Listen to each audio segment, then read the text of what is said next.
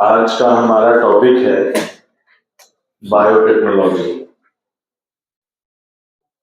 और इस टॉपिक को शुरू करने से पहले इसकी गंभीरता समझ लेते हैं तो हमें बड़ा लाभ मिलेगा।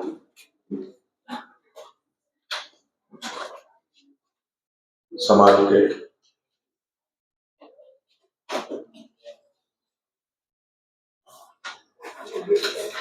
टॉपिक की गंभीरता ऐसी है कि जूलॉजी का ये सबसे हाई वेटेज वाला टॉपिक। पूरी जूलॉजी में अगर सबसे ज्यादा क्वेश्चन किसी टॉपिक से आते हैं तो वो है बायोटेक्नोलॉजी। मैं इसको टॉपिक इसलिए बोल रहा हूं कि इसके दो भाग हैं। एक पार्ट 1 जिसे प्रिंसिपल एंड प्रोसेसेस कहते हैं और दूसरा है भाग 2 यानी पार्ट 2 जिसे हम लोग एप्लीकेशन कहते हैं। तो हम दोनों को मिलाकर एक टॉपिक बोल रहे हैं।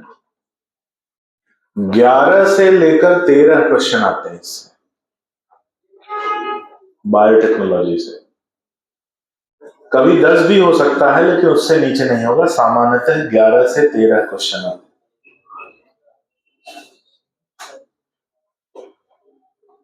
और अगर टॉपिक की बात करें तो ये दूसरा सबसे हाई वेटेज वाला टॉपिक है, क्योंकि इससे ज्यादा क्वेश्चन जेनेटिक्स से आते हैं। यानी बॉटनी में आपने जेनेटिक्स पढ़ा होगा, कौन सा क्रोमोसोमल थियरी ऑफ इनहेरिटेंस और मॉलिक्यूलर बेसिस ऑफ इनहेरिटेंस पढ़ा है ना, 2 चैप्टर। उसको जेनेटिक्स बोलते हैं दोनों को मिलाकर। उनसे लगभग 13 क्वेश्चन आते हैं, 12 से 13 क्वेश्चन, और इससे 11 से 13 क्वेश्चन। 2 टॉपिक मिला दो 25 क्वेश्चन बन जाते हैं। सोचिए, बायो में 90 क्वेश्चन और जिसमें से 25 क्वेश्चन 2 टॉपिक्स हैं। तो ऐसे फिल्टर करिएगा तो पता चलेगा कि बायो का 50 से 60% पेपर 4-5 टॉपिक से ही बन जाता है। कुछ ऐसे चैप्टर है जिनसे एक ही क्वेश्चन मिलेगा लेकिन चैप्टर पूरा पढ़ना पड़ेगा। कुछ ऐसे चैप्टर है जिनसे 5-5, 6-6, 7-7 क्वेश्चन मिलेंगे। तो वेटेज किसका कितना है ये अपने ध्यान में रहना चाहिए। और अभी अगर मैं आपसे बोलूं कि हमारा कितना सिलेबस बचा हुआ है, जो बच्चे शुरू से आए हैं उनकी बात कर रहा हूं। जो बाद में आएंगे वो अपने उसके बाद अपनी दूसरी साइकिल शुरू हो जाएगी। जो बाद में जिसका जो छूटा है वो एक एक करके अपन कंप्लीट करेंगे। तो organism and population, biodiversity conservation, biotechnology. 12 question ये मान लो, 11 मान लो। ऑर्गेनिज्म एंड पॉपुलेशन से 2-3 क्वेश्चन मान लो, कम से कम 3 क्वेश्चन।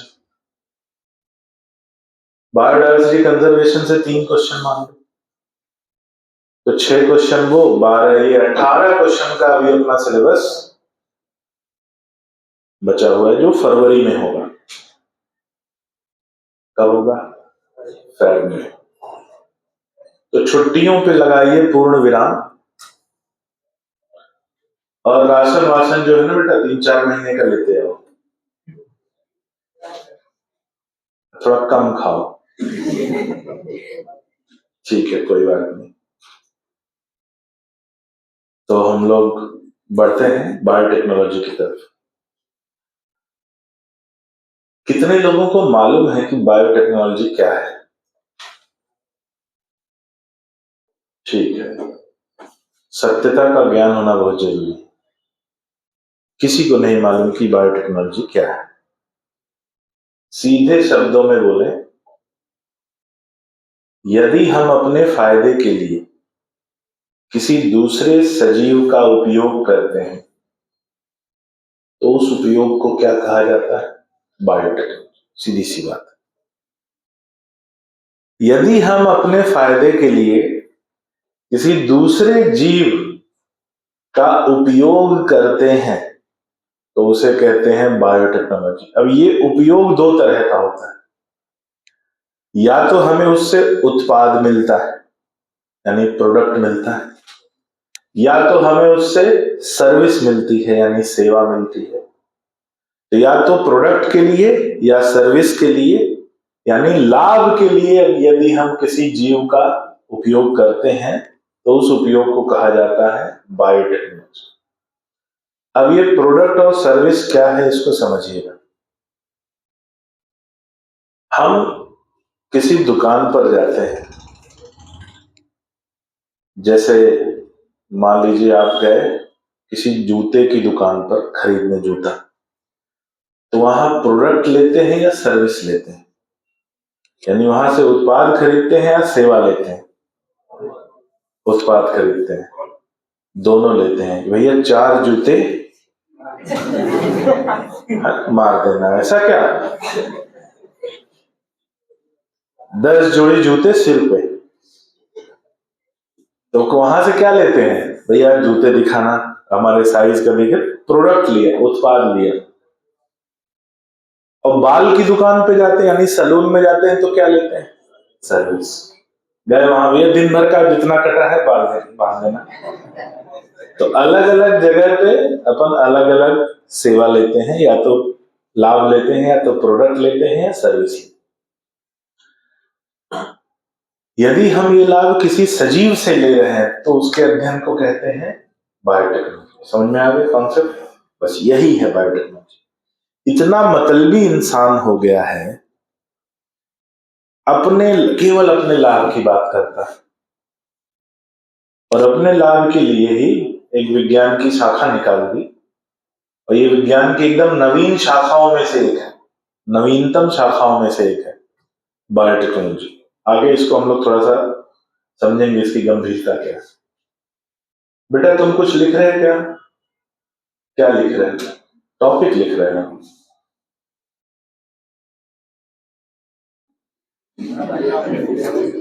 चलो ध्यान से देखते हैं। तो हमने बोला कि हम दूसरे जीवों का क्या उपयोग करते हैं अपने लाभ के लिए। जरा एक उदाहरण देखिए। अगर दही जमाते हो, दिमाग की तो जमाते ही होंगे, दिमाग की दही, नहीं नहीं असली वाली दही।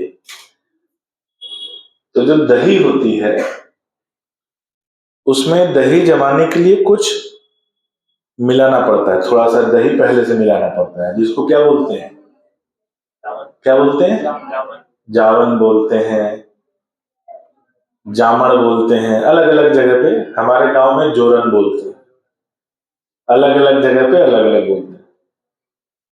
तो उसमें थोड़ा सा दही मिला दो तो दूध जो है रात भर में किसमें बदल जाता है? दही। दही में होता क्या है? एक बैक्टीरिया। कौन सा बैक्टीरिया? Lactobacillus bacteria. ठीक है।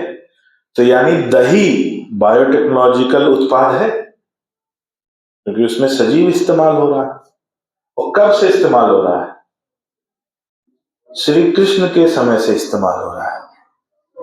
माखन चोर, भाई मक्खन बनेगा, दही वही बोले मक्खन दही चुराते थे, तो दही बनेगा तब तो चुराएगा आदमी, ये तो प्रमाण मिलता है।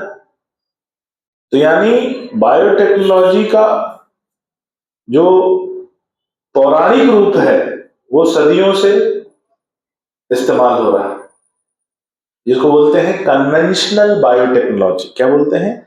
Conventional biotechnology. एक उदाहरण हो गया इतना पुराना कि दही जमाते थे और श्री कृष्ण चुराते थे। तो यानी बायोटेक्नोलॉजी का उपयोग, बायोटेक्नोलॉजी तब भी उपयोग में था। और पुराने समय की बात करें,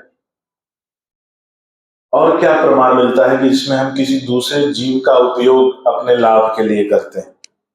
बहुत सारे उदाहरण मिलते हैं। या तो प्रोडक्ट लो या तो सर्विस लो।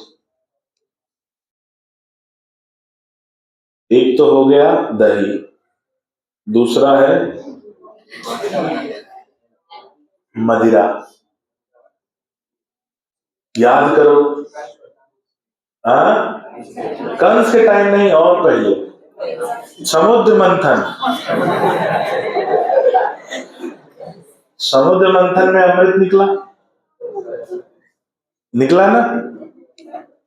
विष्णु जी ने नर्तकी का रूप लेकर देवताओं को और असुरों को अमृत पिलाने का प्रयास किया, तो देवताओं को अमृत पिलाया, असुरों के टाइम पे घड़ा बदल दिया और उसमें क्या भर दिया, मदिरा।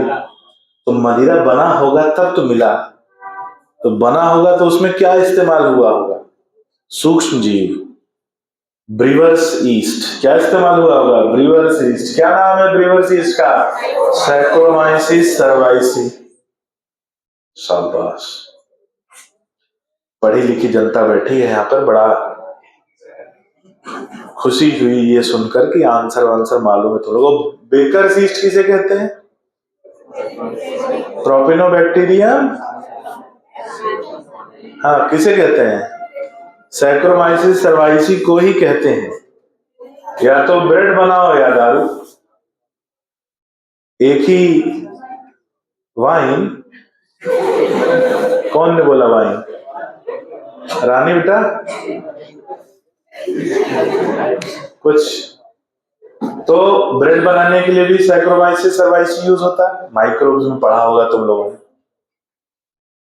और स्विस चीज के लिए क्या यूज होता है, प्रोपिनोबैक्टीरियम शर्मानी।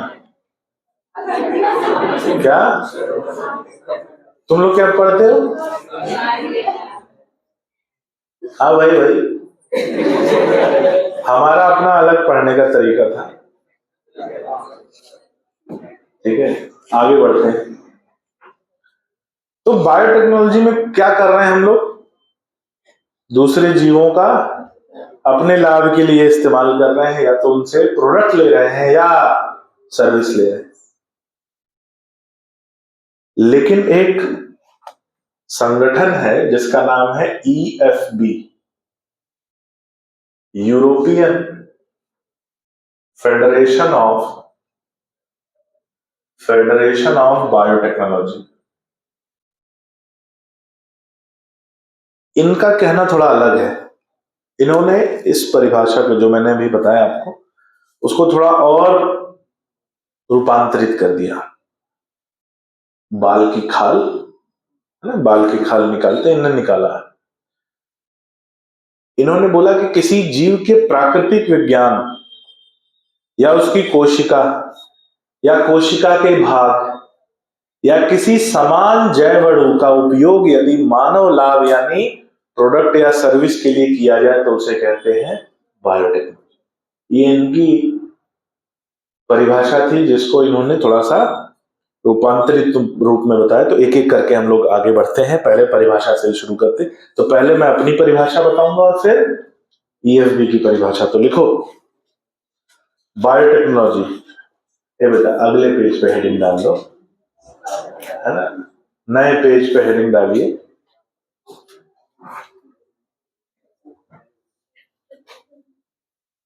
आज मैं खुले पैसे लाया हूँ, अगर चाहिए तो बताना।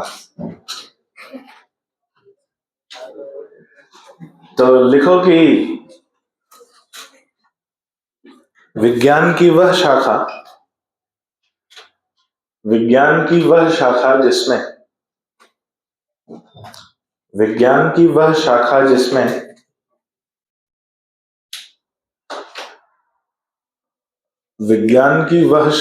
जिसमें हम सजीवों का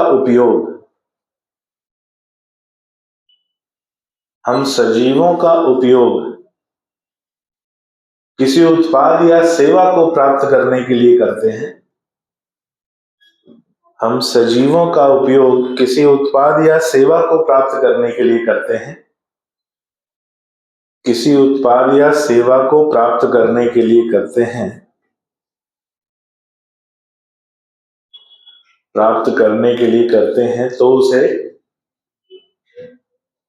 तो उसे बायोटेक्नोलॉजी कहा जाता है।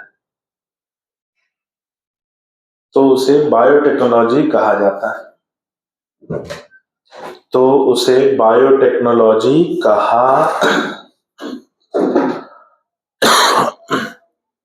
खांसी नहीं सही हो रही यार, 1 महीने हो गए, केजरीवाल की परछाई पड़ गई क्या? तो उसे बायोटेक्नोलॉजी कहा जाता है। ये सामान्य परिभाषा जो आपको समझ में आसानी से आ जाएगी।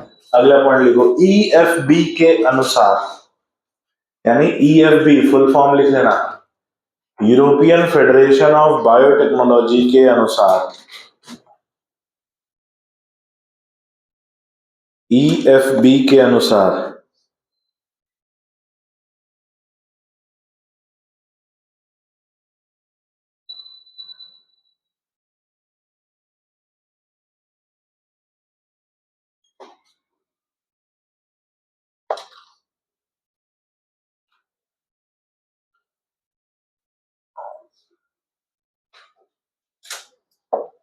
देखो, EFB के अनुसार बायोटेक्नोलॉजी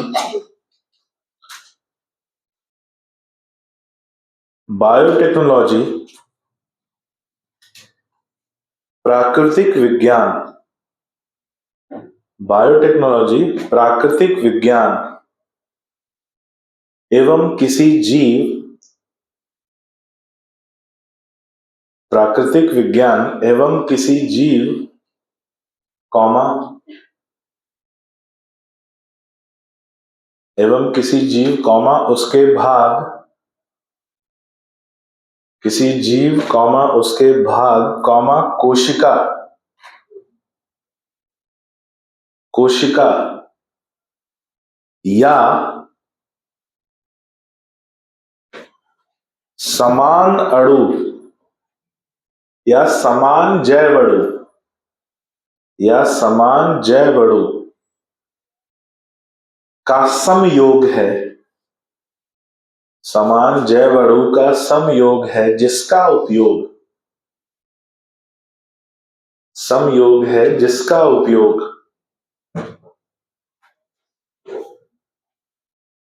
किसी उत्पाद या सेवा को प्राप्त करने के लिए किया जाए, जिसका उपयोग किसी उत्पाद या सेवा को प्राप्त करने के लिए किया जाए,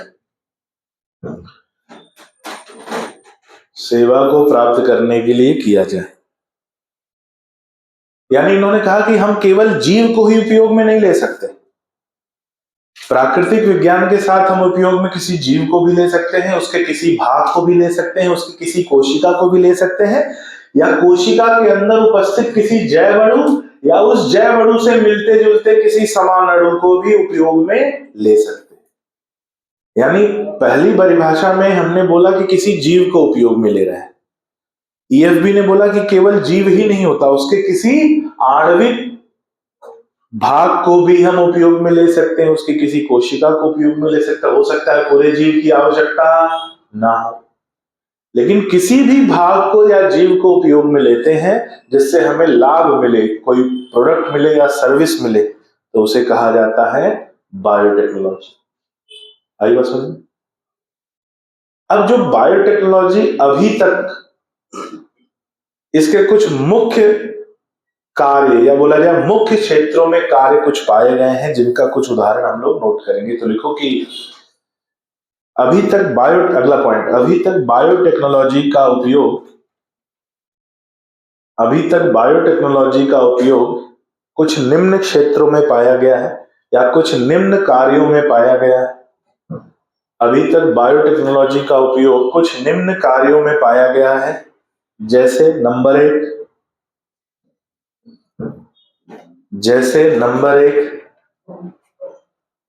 नंबर एक लिखो फर्मेंटेशन, नंबर 1 लिखो फर्मेंटेशन, फर्मेंटेशन, फर्मेंटेशन से ही क्या बनता है? दही, ठीक है। फर्मेंटेशन जैसे दही, ब्रेड, वाइन इत्यादि का निर्माण होता है। फर्मेंटेशन, तो फर्मेंटेशन में जो है बायोटेक्नोलॉजी का उपयोग किया जाता है। दूसरा है IVF program, in vitro fertilization, या टेस्ट ट्यूब बेबी प्रोग्राम में भी इन विट्रो फर्टिलाइजेशन, जिसको हम बोलते हैं टेस्ट ट्यूब बेबी प्रोग्राम, पढ़ा है कि नहीं? कल आया था टेस्ट में।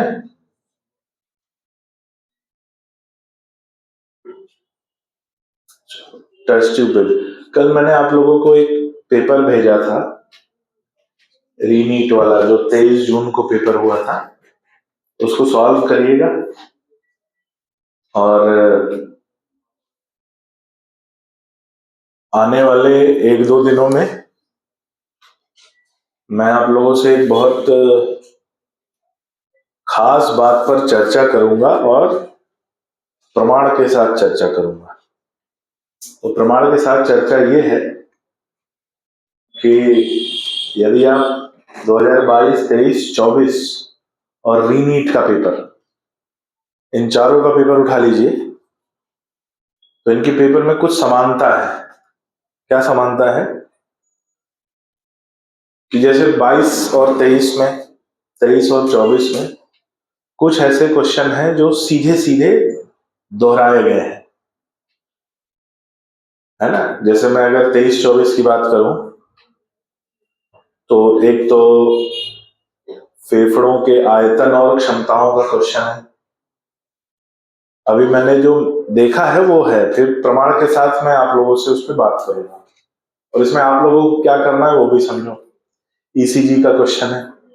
सामान्यतः क्या हुआ है कि अगर मान लीजिए जिस साल कोई क्वेश्चन नीट में पूछा गया है तो उस क्वेश्चन का ही रेफरेंस अगले साल के पेपर में मिला है, या तो उस, मान लीजिए कोई क्वेश्चन है, कोई उदाहरण है, उसके ऊपर वाली लाइन से क्वेश्चन बना है या नीचे वाली लाइन से क्वेश्चन बना,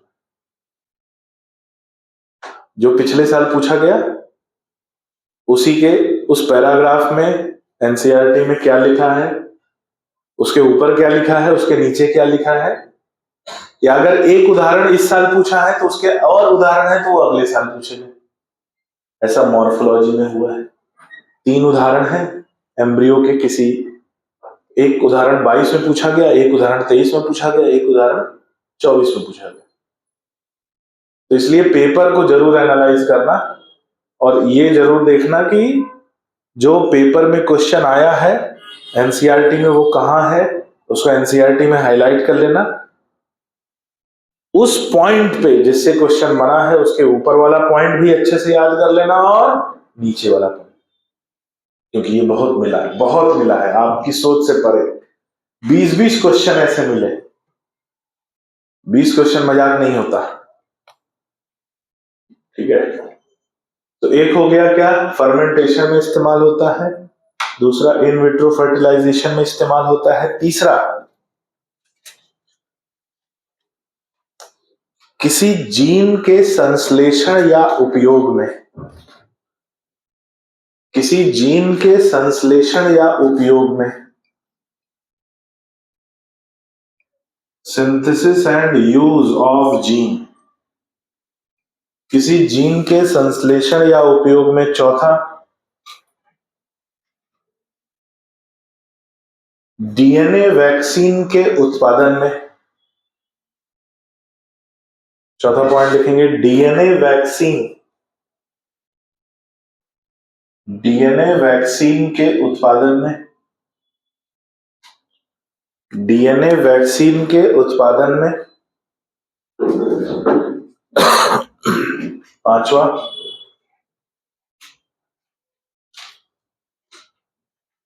किसी डिफेक्टिव जीन,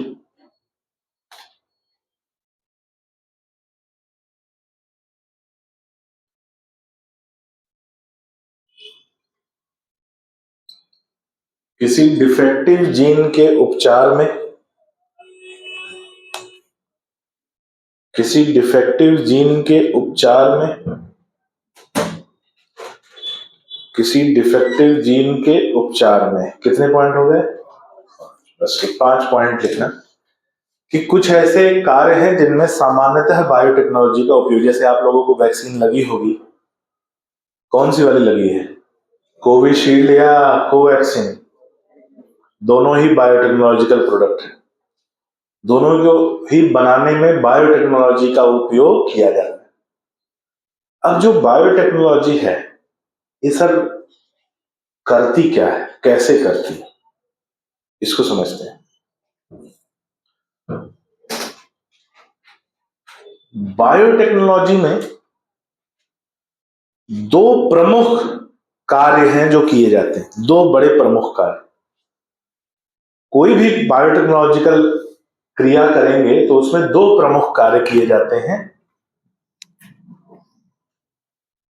एक प्रमुख कार्य है जेनेटिक इंजीनियरिंग,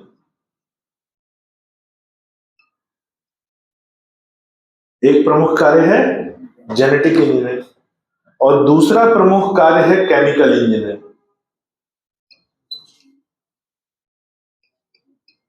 ध्यान से सुनो, यही दो कार्य मिलकर बायोटेक्नोलॉजिकल क्रिया बनती है, जिसमें एक कार्य में किसी जीव के आनुवांशिक पदार्थ में बदलाव किया जाता है, उसके डीएनए में बदलाव किया जाता है, क्रोमोसोम जीन में बदलाव किया जाता है। तो अगर किसी जीव के आनुवांशिक पदार्थ में बदलाव किया जाए तो उसे क्या कहते हैं, जेनेटिक इंजीनियरिंग, जिसमें हम लोग क्या करते हैं, जीन मैनिपुलेशन या बोला जाए जीन अल्टरेशन। क्या करते हैं इसमें, जीन अल्टरेशन। डीएनए में कुछ भाग को काट कर निकाल दिया, कुछ भाग को जोड़ दिया। तो ये जो काटना और जोड़ना यानी डीएनए के कुछ भाग को निकालना या जोड़ने की जो क्रिया है उसे कहते हैं जेनेटिक इंजीनियरिंग। अब ये जो क्रिया कर रहे हैं, क्यों कर रहे हैं, किसी उत्पाद को प्राप्त करने के लिए या किसी सेवा को प्राप्त करने के लिए। तो जो क्रिया कर रहे हैं उस क्रिया को करने के लिए वहां का आसपास का जो वातावरण है वो साफ होना चाहिए, साफ सफाई होनी चाहिए, ताकि कोई अनावश्यक उत्पाद ना मिले, कोई दूषित पदार्थ वहां ना पहुंचे, कोई कंटेमिनेशन ना हो, जिससे हमें प्रोडक्ट जो मिले उसकी क्वालिटी अच्छी हो। तो उसके लिए क्या होता है, केमिकल इंजीनियरिंग। इसमें आता है maintenance of sterile ambience, maintenance of sterile ambience, ये हो गया जेनेटिक बायोटेक्नोलॉजी। अब इसमें होता क्या है, सामान्य भाषा में, आसान भाषा में समझते हैं। बायोटेक्नोलॉजी की क्रिया ठीक वैसी ही होती है जैसे हम लोग खाना बनाने की क्रिया होती, कुकिंग। कितने लोगों को खाना बनाने आता है, जरा हाथ ऊपर करो। कितने लोग खाने लायक खाना बना लेते हैं, खाने लायक ऐसा कि हाँ जिंदा रह लेंगे, और कितने लोग नहीं बना पाते, जरा हाथ ऊपर करो। जिनको कुछ नहीं आता, कुछ नहीं आता मतलब खाना बनाना, पानी गर्म कर लेते हैं, मैगी बना लेते हैं, या कुछ ऐसे होंगे वो भी नहीं कर पाएंगे, है ना। मैंने ऐसे बच्चों को ना रोते हुए देखा है। कैसे देखा है, रोते हुए। कॉलेज में पहुंचो पता चलेगा। देखो, खाना बनाओ, स्वादिष्ट भोजन पकाओ, उसके लिए दो चीजें हैं महत्वपूर्ण। एक, आपको खाना बनाने आना चाहिए, जिसको हम कहते हैं जेनेटिक इंजीनियरिंग, यानी वो प्रोसेस कर कैसे होगा वो प्रोसेस मालूम होना चाहिए। और दूसरा, बर्तन साफ सुथरे होने चाहिए। बर्तन क्या होना चाहिए, साफ सुथरा होना चाहिए। आपका जो रॉ मटेरियल है वो साफ सुथरा होना चाहिए, अच्छी गुणवत्ता का होना चाहिए। जैसे आप खाना बनाने जा रहे हो, है ना, तो आपको कुछ भी बनाओ, जैसे कोई भी एक, क्या आजकल बड़ा खाने का ऐसा मौसम क्या चल रहा है, दाल बाटी, हाजर का गलुआ, गुलाब जामुन, हाँ? नहीं, अभी जो मौसम चल रहा है ना, अभी का जो मौसम है एक तो कढ़ी, हाँ कढ़ी बड़ी, और एक हमारे यहाँ बनता है हरी मटर। हरी मटर होती है ना, हरी मटर का एक नहीं निमोना बनता है। हमारे उधर बनता है हरी मटर को पीस कर, एकदम वो ठंड में ही बनता है। हरी मटर को पीस कर लोहे की कढ़ाई में उसको बनाते हैं। दाल नहीं बे, निमोना बोलते हैं। आजकल धीरे धीरे प्रचलित हो रहा है। दाल बाट सुना है ना, यूपी बिहार में लिट्टी चोखा बहुत फेमस होता है। लिट्टी चोखा खाए हो ना? हाँ, वो हमारे यहाँ का सबसे थर्ड क्लास का भोजन है। वो बस फेमस हो गया है। वो हम लोग लिट्टी चोखा, ऐसा नहीं कि रोज लिट्टी चोखा खा रहे हैं। लिट्टी चोखा हमारे यहाँ तब बनता है जब कुछ बनाने की इच्छा ना करे। यार आज कुछ बनाने का मन नहीं कर रहा है, चलो ठीक है लिट्टी चोखा बना लो। तब ऐसा नहीं दिन भर सुबह लिट्टी चोखा खा रहे हैं। यूपी बिहार में लिट्टी चोखा से ज्यादा अच्छी कम से कम 100 ऐसे डिश हैं जो उससे ज्यादा अच्छी हैं। उसमें एक निमोना आता है। मुंह में पानी आ गया हमारे। ठीक है, एक हमारे यहाँ डिश बनती है, वो तो कभी भी बनती है, उसका नाम है फारा। ऐसे सामान्य भाषा में उसको पिट्ठे भी बोलते हैं, पिट्ठे। देसी मोमोज होता है। मोमोज, मोमोज खाए हो ना? मोमोज आज तक नहीं खाया? खाया होगा। मोमोज अभी अभी इंडिया में आया 10 साल पहले। हमारे यहाँ मोमोज सैकड़ों साल से बन रहा है। देसी मोमोज बेहतरीन शाम, और ये वाला मोमोज उसके सामने कुछ नहीं लगता। उसको बोलते हैं फारा। और भी बहुत कुछ बनता है, लेकिन लिट्टी चोखा हम लोग की जो क्रम है ना, भोजन के क्रम में सबसे निचले स्तर पे आता है। कारण उसका क्या है, वो इतना फेमस क्यों हो गया, मैं तुम लोग को बताऊं। लिट्टी चोखा यूपी बिहार में इतना फेमस यूपी बिहार में नहीं हुआ, यूपी बिहार से बाहर निकलने पर हुआ। जो रिक्शे वाले, मजदूर, ठेले वाले, उनको आसान सुगमता से बनने वाला भोजन है। उसमें कुछ नहीं लगता, आटा कंडे पे डाल दो, गोल गोल लिट्टी हो गई। प्याज, आलू, भटे, मतलब ऐसी चीज जिसमें ज्यादा पैसे नहीं लगते, ज्यादा संसाधन नहीं लगते। तो जो निचले तबके के लोग हैं, जो यूपी बिहार से बाहर गए, दिल्ली गए, बंबई गए, तो वो वही खाते थे। हमारे घर में या हमारे उधर लिट्टी चोखा ऐसा साल भर में 1-2 साल पे कभी कभार बनता है, ऐसा डेली नहीं बनता। तो बता ना, जिस दिन ना खाने का मन करे, तो यूपी बिहार को लिट्टी चोखा सिंबलाइज करके मत समझना। बहुत अच्छी अच्छी चीजें हैं, किसी दिन आओ खिलाते हैं। तो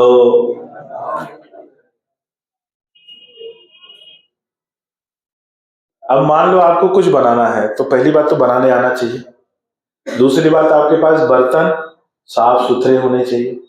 जो आपका रॉ मटेरियल है अच्छी गुणवत्ता का, साफ सुथरा होना चाहिए। तो ये जो साफ सफाई मेंटेन करने का जो प्रोसेस है, वो क्या है? Chemical engineering. बनाने आना चाहिए, वो क्या है? Genetic engineering. समझ में आ गया? जैसे कितने लोगों को हमने पूछा कुछ नहीं आता बनाने, जरा हाथ ऊपर करो तो, ईमानदारी से एकदम, जिनको नहीं आता बनाने। अच्छा, चाय किसको बनाने नहीं आती? चाय किसको आती है बनाने? कौन अच्छी चाय बनाता है? अच्छी चाय कितने लोग बनाते हैं? हाथ ऊपर करो। महेश, इनका नाम नोट करो तो। एक दिन में एक से बनवाना टेस्ट करेंगे हम कैसे। अच्छी चाय, अच्छी चाय केवल एक व्यक्ति बनाता है। कौन? हाँ, डॉली चाय वाला। तुम क्या नरेंद्र मोदी समझे थे? नहीं नहीं, वो वो पिछले दशक के चाय वाले हैं, ये इस दशक का चाय वाला है ना। नहीं, चाय तो चाय बनाने आए उसकी सबके अलग विधियां रहती हैं।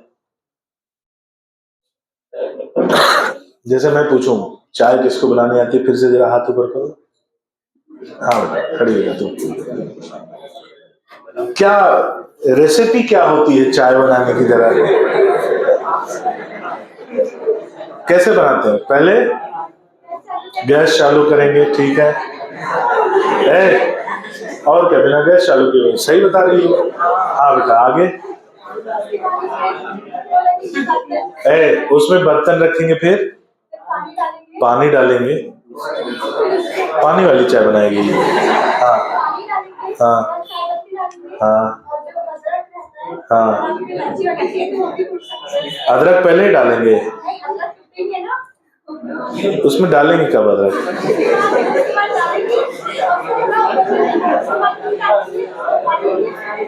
बन गई चाय, बैठो। ये सही तरीका नहीं। Let me tell you. पहले पैन लो, उसमें जरा सा पानी, बहुत जरा सा, आधा कप से कम, इतना पानी कि उसमें चाय की पत्ती उबल जाए, बस वो डालेंगे। चाय की पत्ती डालेंगे, कुछ नहीं डालेंगे, अदरक और इलायची कुछ नहीं। उसको थोड़ा सा पानी को लाल होने तक और उबलने तक उसको गर्म करेंगे। नहीं बेटा, हमारा गैस चालू ही है, वो चालू करेंगे, उसी पे बना रहे ना।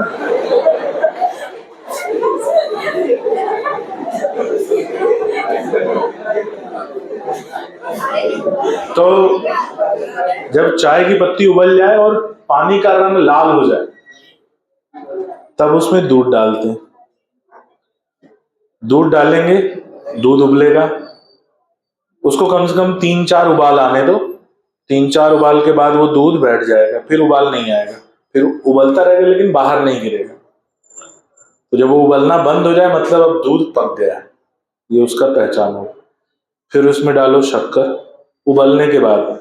फिर शक्कर के बाद एक उबाल आने दो, फिर डालो अदरक कूटी हुई, फिर उबाल आने दो। शक्कर और अदरक डालने के बाद उसका रंग बदलेगा, फिर वो चाय में इलायची, दालचीनी, गरम मसाला, तेजपत्ता, लौंग, हरी मिर्ची, जावित्री, जायफल, ये सब कुछ नहीं पड़ता। चाय में तीन मतलब चाय की पत्ती, दूध, अदरक, शक्कर, यही पड़ता है। चीनी, मतलब यही 4 चीजें पड़ती हैं। हाँ, और क्या? हाँ, पानी, बस यही पड़ता है, वो होती है चाय। और भोपाल तो फेमस ही है चाय। अरे यार महेश,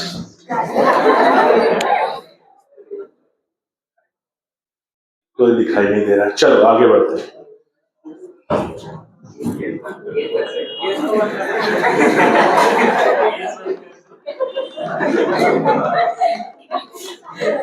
अगला आता है केमिकल इंजीनियरिंग। समझो, केमिकल इंजीनियरिंग मतलब साफ सफाई होनी चाहिए, जहां बना रहे वो जगह साफ होनी चाहिए, जो बर्तन इस्तेमाल कर रहे वो बर्तन साफ होना चाहिए, ताकि हमारे प्रोडक्ट में, हमारे उत्पाद में कोई मिलावट ना हो। नहीं तो पता चला खीर बना रहे हैं, उसी में छिपकली निकल गई, सब्जी बना रहे हैं उसमें कॉकरोच निकल गया, वो बड़ी इलायची जैसा दिख रहा है। ऐसा हुआ है कभी?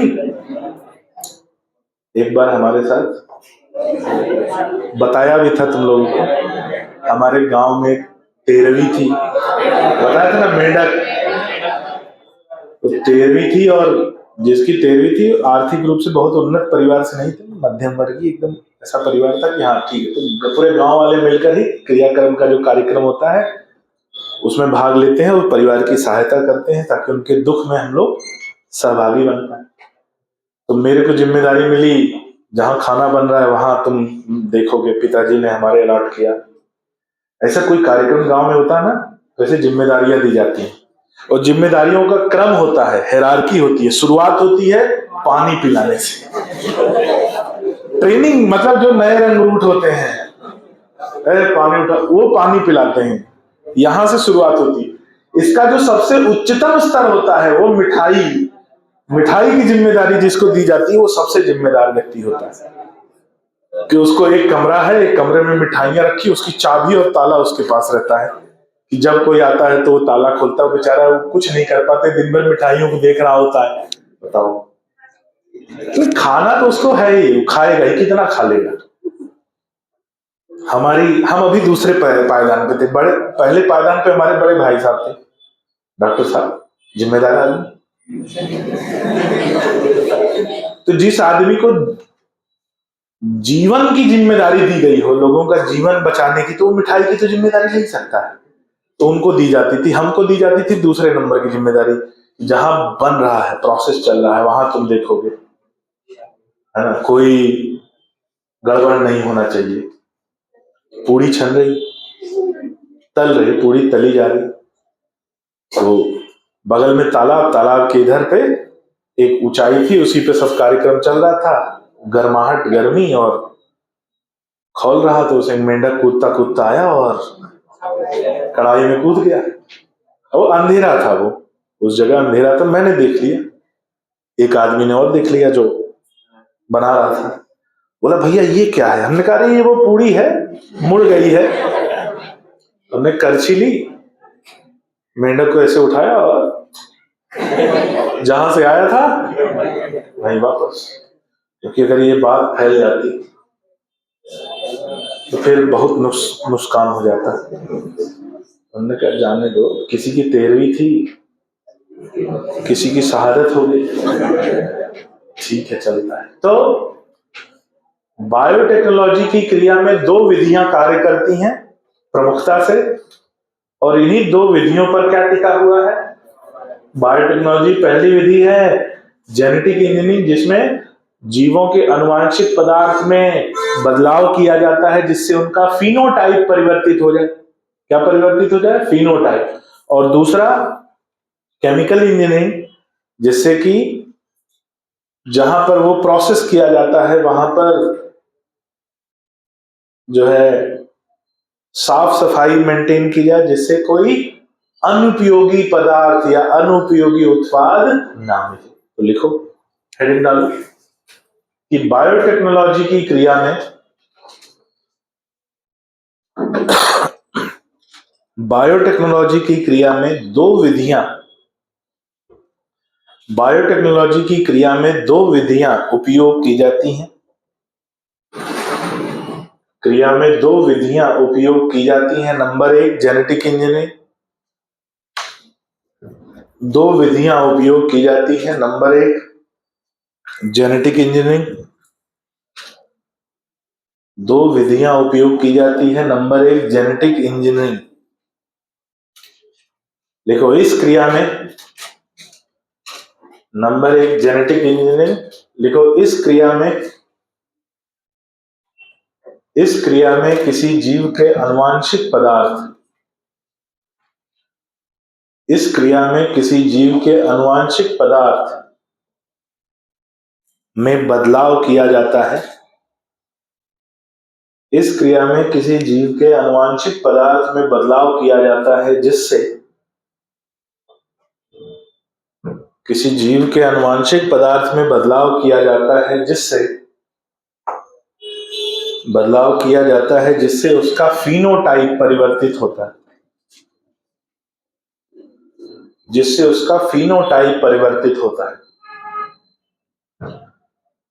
उसका फिनोटाइप परिवर्तित होता है। और नंबर 2 लिखो केमिकल इंजीनियरिंग।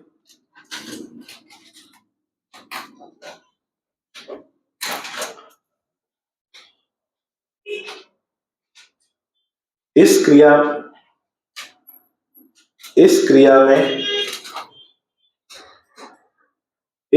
में प्रयोग के स्थान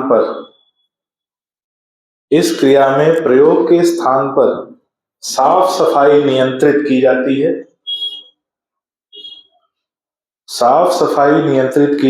जिससे कोई अनावश्यक जीव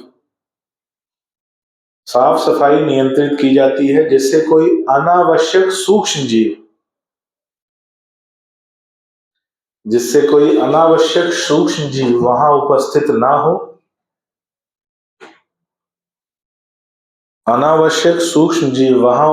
ना हो और हमें केवल आवश्यक उत्पाद ही मिले। और हमें केवल आवश्यक उत्पाद ही मिले,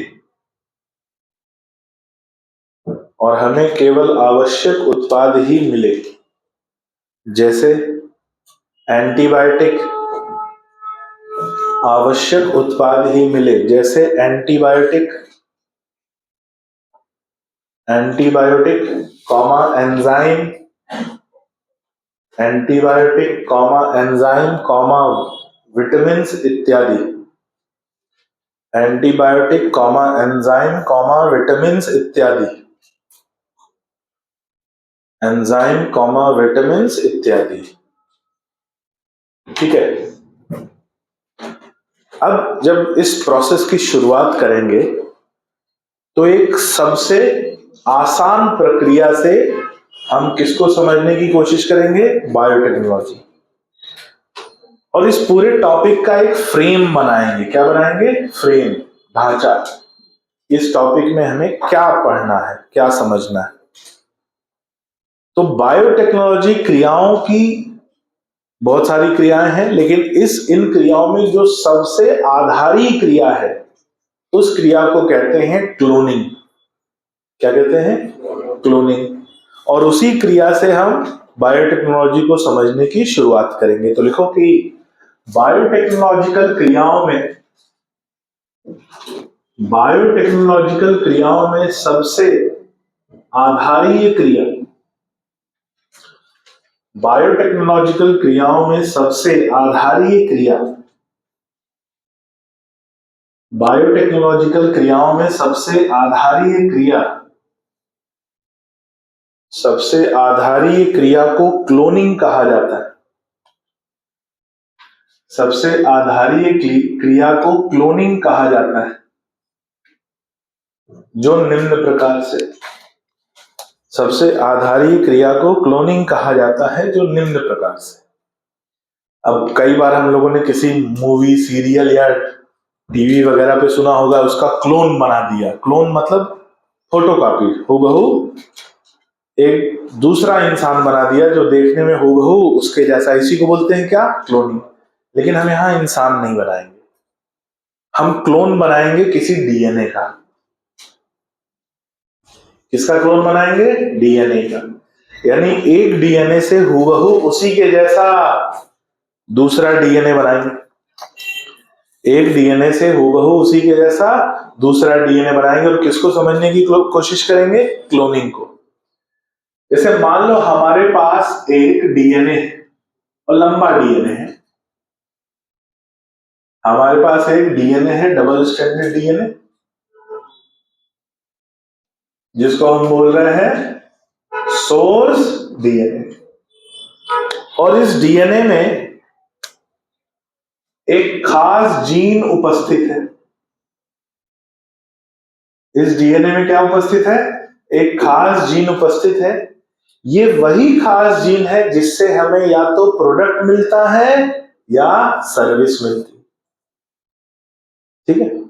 ये वही खास जीन है जिससे हमें क्या मिलता है? कोई ऐसा प्रोटीन मिलता है जिसका उपयोग हम प्रोडक्ट के रूप में भी कर सकते हैं या सर्विस के रूप में भी कर सकते हैं। तो यानी ये वो जीन है जिसकी हमें आवश्यकता है, ये वो जीन है जिसकी हमें इच्छा है, और इसलिए इसको बोलते हैं जीन ऑफ इंटरेस्ट। क्या बोलते हैं इसे? Gene of interest, short form में जीओआई। जीन ऑफ इंटरेस्ट या जीओआई, ये वो जीन है जिसकी हमें आवश्यकता है किसी उत्पाद को प्राप्त करने के लिए या किसी सर्विस को प्राप्त करने के लिए। भाई मान लो ये जीन कोई एंजाइम बनाता है और वो एंजाइम कोई खास प्रक्रिया करता है, तो उस एंजाइम से हमें क्या मिलेगा? सर्विस मिलेगी। या ये एंजाइम कोई खास प्रोडक्ट बनाता है, कोई हार्मोन बनाता है, कोई विटामिन बनाता है, कोई एंटीबायोटिक बनाता है, तो उससे हमें प्रोडक्ट मिले।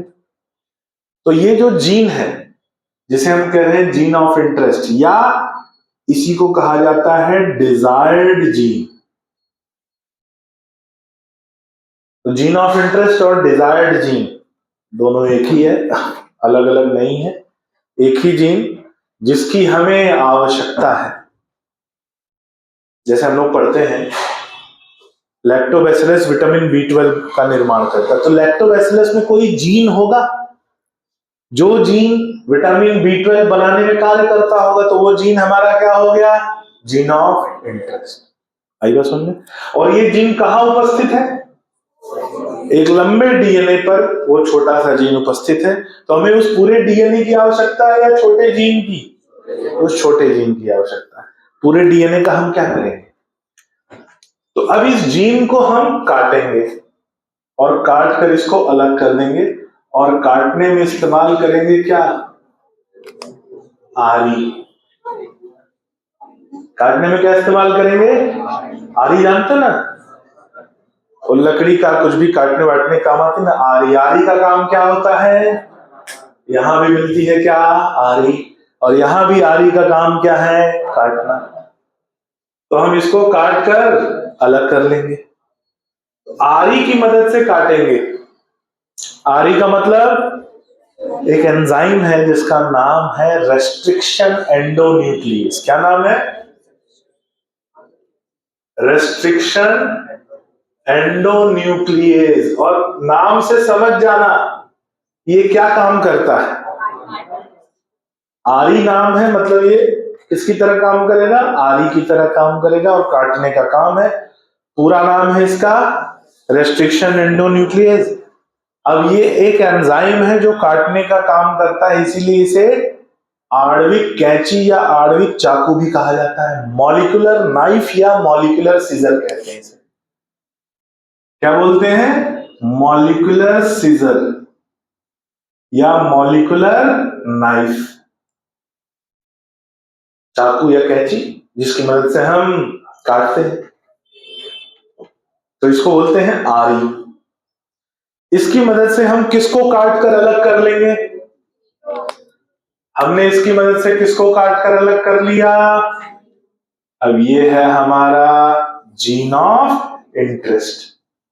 इसको हमने क्या कर लिया, अलग कर लिया। चलो भाई, अब हम लेंगे एक बैक्टीरिया। क्या लेंगे, एक बैक्टीरिया जिसका नाम है ई कोलाई। क्या नाम है, ई कोलाई।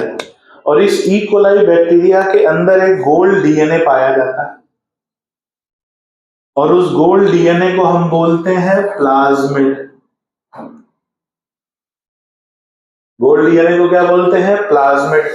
प्लाज्मिड क्या होगा, सर ने आपको बताया होगा क्या होता है प्लाज्मिड, नहीं बताया, चलो जानने की कोशिश करते हैं। Double stranded extra chromosomal circular DNA. क्या होता है, double stranded extra chromosomal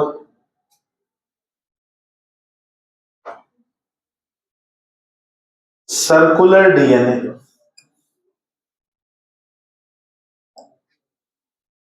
double standard extra chromosomal circular DNA जो प्रोकैरियोट्स में पाया जाता है, माइटोकॉन्ड्रिया में भी पाया जाता है, प्लास्टिड में भी पाया जाता है, क्लोरोप्लास्ट में, क्रोमोप्लास्ट में पाया जाता है कि नहीं। तो इसी से पता चलता है कि माइटोकॉन्ड्रिया और प्लास्टिड की उत्पत्ति कहां से हुई है, प्रोकैरियोट से हुई, क्योंकि उनमें क्या उपस्थित है, प्लाज्मिड। कैसा होता है, double standard extra chromosomal circular DNA. Plasmid पर कोई गुणसूत्री लक्षण नहीं पाए जाते, यानी क्रोमोसोमल लक्षण नहीं पाए जाते। ये कोशिका के अंदर हो या ना हो, कोशिका के आनुवांशिक लक्षणों पर कोई फर्क नहीं पड़ता। तो इसमें पाया क्या जाता है, इसके ऊपर एंटीबायोटिक प्रतिरोधक जीन विकसित होते हैं। Antibiotic resistant gene, antibiotic resistant gene विकसित होते हैं किसके ऊपर, अरे भाई अपन ने एंटीबायोटिक रेजिस्टेंस पढ़ा था, बोला था कि कोई बैक्टीरिया अगर किसी एंटीबायोटिक के संपर्क में आता है तो उसमें प्राकृतिक चयन से प्रतिरोध विकसित होता है। तो प्रतिरोध विकसित होने के लिए उसमें एक जीन का निर्माण होता है, वो जीन किसके ऊपर निर्मित होता है, प्लाज्मिड के ऊपर। अगर वो जीन इस पर निर्मित नहीं होगा तो वो एंटीबायोटिक रेजिस्टेंस नहीं आएगा उसको हम डिटेल में आगे पढ़ेंगे, लेकिन अभी हम बात कर रहे हैं कि केवल इसमें क्या उपस्थित है, प्लाज्मिड। हमने क्या किया, इस प्लाज्मिड को बाहर निकाला। किसको बाहर निकाला, प्लाज्मिड। और प्लाज्मिड को बाहर निकालने के बाद जिस आरी से इसको काटा था उसी आरी से प्लाज्मिड को भी काट देंगे। और आरी से काटने के बाद जो प्लाज्मिड होगा वो कुछ ऐसा हो जाएगा।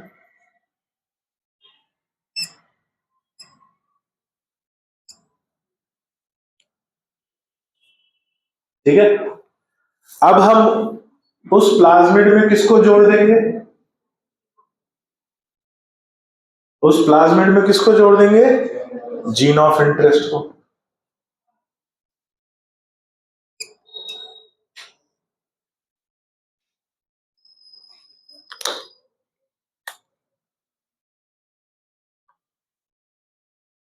हमने किसको जोड़ दिया, जीन ऑफ इंटरेस्ट को। जोड़ने के लिए हमने एक एंजाइम की मदद ली, उस एंजाइम का नाम है लाइगेज, और इसे कहा जाता है मॉलिक्यूलर ग्लू। मॉलिक्यूलर ग्लू, एक मॉलिक्यूलर नाइफ और एक मॉलिक्यूलर ग्लू। मॉलिक्यूलर ग्लू कहते हैं यानी गोंद, आणविक गोंद जो जोड़ने का काम करे। और इन दोनों को एक साथ, एक काम करता है काटने का, एक काम करता है जोड़ने का, और इन दोनों को एक साथ कहते हैं रिकॉम्बिनेज एंजाइम। इन दोनों को एक साथ क्या कहा जाता है, रिकॉम्बिनेज एंजाइम। नाम सुना है कहीं, कहां सुना है, सेल साइकिल, सेल डिवीजन में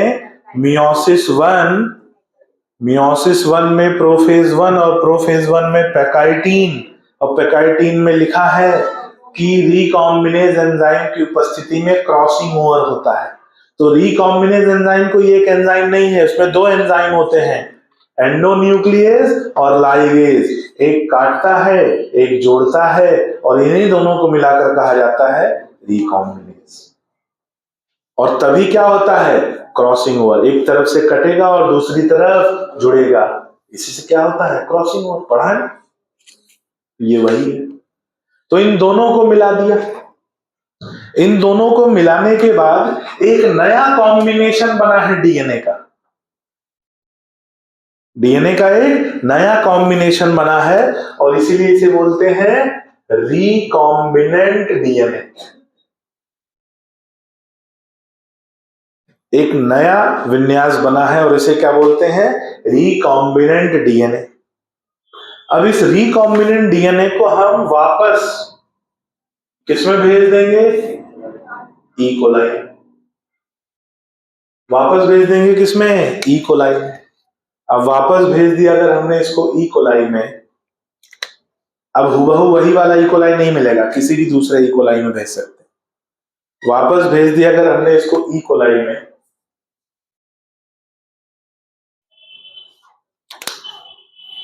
तो क्या ये हमको ई कोलाई ऐसा मिलेगा, मिलेगा कि नहीं। अब इसमें भेजने के बाद ई कोलाई में बाहर का डीएनए आ गया, इसे हम कहते हैं होस्ट। क्या कहते हैं, होस्ट, क्योंकि इसमें क्या आ गया है, रिकॉम्बिनेंट डीएनए, बाहर का डीएनए आ गया।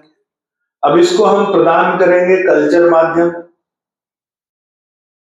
और कल्चर मीडियम देंगे तो इसमें द्विविखंडन होगा, बाइनरी फिजन होगा, और बाइनरी फिजन से कितने बैक्टीरिया बन जाएंगे, एक से,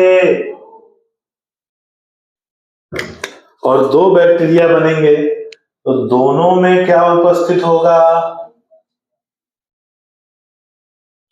दोनों में क्या उपस्थित होगा, रिकॉम्बिनेंट डीएनए। और इस रिकॉम्बिनेंट डीएनए की हमने एक से कितनी कॉपी बना दी, और इसलिए इस प्रोसेस को बोलते हैं क्लोनिंग। अब यहां 2-3 बातें, छोटी छोटी बातें छुपी हुई हैं। पहली बात, इस प्रक्रिया को करने में, यानी जीन ऑफ इंटरेस्ट को वाहक की कोशिका में स्थानांतरित करने में किसका उपयोग किया जा रहा है? किसका उपयोग किया जा रहा है? प्लाज्मिड का। तो प्लाज्मिड वाहक की तरह कार्य कर रहा है। किसकी तरह कार्य कर रहा है? वाहक की तरह। इसलिए प्लाज्मिड को हम बोलते हैं वेक्टर डीएनए। प्लाज्मिड को क्या बोलते हैं? Vector DNA. वाहक का कार्य कर रहा है। किसको कहां ले जा रहा है? जीन ऑफ इंटरेस्ट को वाहक यानी होस्ट कोशिका के अंदर। तो ये वाहक डीएनए और ये वाहक कोशिका, यानी ये वेक्टर डीएनए और वो होस्ट कोशिका। और इसमें इस वाहन के ऊपर बैठा कौन है? वाहन के ऊपर कौन बैठा है? Gene of. तो इसे हम बोल रहे हैं पैसेंजर डीएनए। सवारी बैठे, पैसेंजर बैठा है, तो जीन ऑफ इंटरेस्ट को हम क्या बोल रहे हैं? Passenger DNA. अब ये जो होस्ट है, ये बाहर से आए डीएनए को स्वीकार कर ले। ये बहुत बड़ी महानता है। सभी कोशिका बाहर से आए हुए डीएनए को स्वीकार नहीं करती, लेकिन जो स्वीकार कर लेता है उसे हम कहते हैं कॉम्पिटेंट होस्ट।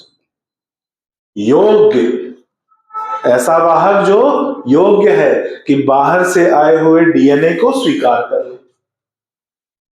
अब बाहर से डीएनए आने की वजह से इसका आनुवांशिक रूप बदलेगा। इसका आनुवांशिक रूप बदलेगा। यह आनुवांशिक रूप से रूपांतरित हो चुका है, इसीलिए इसको और क्या कहा जाता है? Genetically modified organism, GMO. क्या बोलते हैं? जेनेटिकली मॉडिफाइड ऑर्गेनिज्म या जीएमओ। जेनेटिकली मॉडिफाइड ऑर्गेनिज्म या जीएमओ। अब ऐसा जीव जिसमें बाहर से आया हुआ डीएनए प्रेजेंट है, जिसकी वजह से इसका आनुवांशिक विन्यास परिवर्तित हुआ है, तो इसे क्या बोलेंगे? जीएमओ। अब जीएमओ 2 तरह के होते हैं, या तो किसी में डीएनए जोड़ा हो या तो इसमें से डीएनए निकाला हो। तो अगर डीएनए इसमें जोड़ा है या डीएनए इसमें से निकाला है, अपन बोल रहे हैं ना काट छांट करेंगे, तो कुछ काट कर निकाल भी सकते हैं और कुछ जोड़ भी सकते हैं। तो अगर निकालेंगे तब भी ये कहलाएगा और अगर जोड़ेंगे तब भी कहलाएगा। लेकिन जोड़ने की स्थिति में इसका नाम थोड़ा सा परिवर्तित हो जाएगा। इसका नाम हो जाएगा ट्रांसजेनिक ऑर्गेनिज्म। क्या नाम हो जाएगा? Transgenic organism. Transgenic organism. Transgenic organism किसे कहते हैं? ऐसा जीव जिसके शरीर में बाहर से आया हुआ जीन उपस्थित हो, जिसके शरीर में फॉरेन जीन उपस्थित हो, जिसके शरीर में फॉरेन जीन उपस्थित हो, उसे कहते हैं क्या? Transgenic organism. तो फॉरेन जीन कौन है? ये तो पहले से वही था। फॉरेन जीन कौन है? तो जीन ऑफ इंटरेस्ट और क्या कहलाएगा? Foreign gene. तो इसे डिजायर्ड जीन कह लो या जीन ऑफ इंटरेस्ट कह लो या फॉरेन जीन कह लो। तो ऐसा जीव जिसमें बाहर से आया हुआ जीन उपस्थित हो, यानी जोड़ा गया है, उसे कहेंगे ट्रांसजेनिक ऑर्गेनिज्म। और जोड़ने से रूपांतरित हुआ तो क्या कहलाएगा? जीएमओ। घटाने वाले को ट्रांसजेनिक नहीं कहेंगे। जिसमें से डीएनए को कम किया गया हो उसे ट्रांसजेनिक नहीं कहेंगे, उसे केवल क्या कहेंगे? जीएमओ। लेकिन जिसमें जोड़ा गया हो उसके लिए किस शब्द इस्तेमाल होगा? Transgenic organism. और इसमें किसका निर्माण हुआ है? रिकॉम्बिनेंट डीएनए का। तो इस क्लोनिंग की क्रिया को और क्या कहा जाता है? Recombinant DNA technology. इस क्लोनिंग की क्रिया को और क्या कहा जाता है? Recombinant DNA technology. और ये पूरे इस चैप्टर का फ्रेम है। जहां हमने एक जीन ऑफ इंटरेस्ट से कितने जीन ऑफ इंटरेस्ट प्राप्त कर लिए? 2। तो हमें क्या मिल गया? क्लोन मिल गया। बना लीजिए इसको और आज की क्लास यहीं समाप्त होती है।